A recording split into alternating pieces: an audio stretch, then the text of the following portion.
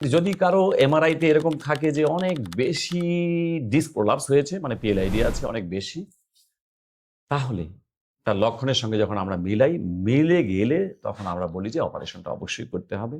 যেমন লক্ষণে যদি কারো এমন থাকে যে পায়ের দিকে ব্যথা শুধু নয়, ঝিঝি শুধু নয়, অবশ হয়ে যাচ্ছে, অবশ এবং ঝিঝি এই দুটো যদি থাকে তখন কিন্তু আমরা বুঝি যে এটা খুব সিরিয়াস। তো আপনার এই যে পায়ের দিকে, ডাইন পায়ের দিকে জি। ঝিঝি, অবশ, ভারও কিন্তু ডেঞ্জারাস। ব্যথা ডেঞ্জারাস এতটা নয়, ঝিঝি অতটা নয়, কিন্তু অবশ এবং ভার যদি থাকে, অবশ লাগে, অবশ লাগে, প্রচন্ড ব্যথা। কতক্ষণ দাঁড়িয়ে থাকলে? 1 মিনিট থাকলে হয়। এরকম সমস্যা হচ্ছে 1 মাস থেকে, তাই না? হ্যাঁ, 26 দিন। 26 দিন থেকে। জি জি। এখন ঘটনা হলো যে ওনার এমআরআই আমরা দেখব। এমআরআই দেখলাম যেটা, যে প্রচন্ড ধরনের চাপ আছে। এই হলো তার ডিস্ক, এটা একদম পেছনে স্পাইনাল কর্ডের উপরে চাপ দিয়ে আছে।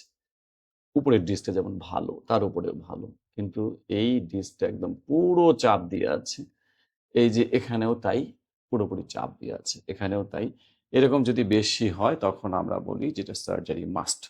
এবং ওনার এই গোল যে ছবিগুলো সেখানেও আমরা দেখছি যে বাম পায়ের দিকে ভালো, কিন্তু ডান পায়ের উপর চাপ আছে।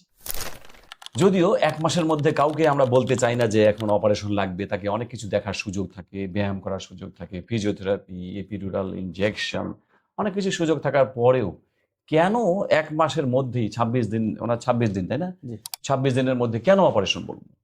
আসলে আমরা চাই যে এই মুহূর্তে চিকিৎসা দেওয়াটা সহজ। এই মুহূর্তে চিকিৎসা দিয়ে লাভটা কি? শুধু শুধু ব্যথা কমিয়ে দিয়ে লাভটা কি?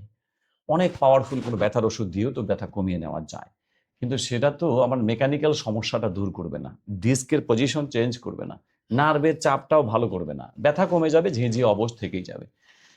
এই ধরনের ক্ষেত্রে যদি ডিস্ক বেশি চাপ খেয়ে থাকে এবং লক্ষণও যদি খুব সিরিয়াস হয়, যেমন উনি 1 মিনিটও দাঁড়িয়ে থাকতে পারেন না, মানে দাঁড়ালেই শুরু হয়ে যায়, মানে বসে থেকেও তো আপনার কষ্ট হচ্ছে, কঠিন কষ্ট, এই যে হাত দিয়ে চাপ দিয়ে ধরে আছে, এরকম কষ্ট হলেই কিন্তু আমরা অপারেশন বলবো না, যদি আমার এমআরআই এত সিরিয়াস না থাকে। যেহেতু এমআরআইটা খুবই বেশি চাপ, এই জন্য এনার সিদ্ধান্ত হচ্ছে অপারেশন অবশ্যই করতে হবে। এবং মানে কোনো এপিডুরাল ইনজেকশন অথবা ফিজিওথেরাপি কিছুতেই এই ক্ষেত্রে কাজ করবে না। বলেন আপনার কি অনুভূতি, বা কতজন ডাক্তার দেখালেন এই 26 দিনে? 2 জন কাকে দেখাইছি। 2 জনই কি অপারেশন বলছে? হ্যাঁ।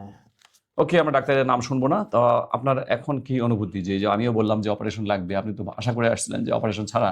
হ্যাঁ, অপারেশন ছাড়া আমি মনে করি যে আমরা খুব গরিব মানুষ, প্রতিদিনে কাজ কাম করি খাই। উনি ঠাকুরগাঁ থেকে আসছেন। এখন মনে করেন যে আমরা অপারেশন করলে 5-6 মাস অথবা শুয়ে থাকতে হবে। আবার বুঝলাম, এখন আপনার অপারেশন যে বললাম, এখন আপনার কেমন লাগছে? অপারেশন করলে তো আমার অবস্থা খারাপ, শেষ, কিভাবে সংসার বাঁচবে আর কি করব। আমি আশা করছি যে এমনি থেকেই ভালো যদি করে দিতে পারে স্যার, এতেই ধন্যবাদ মনে করতাম।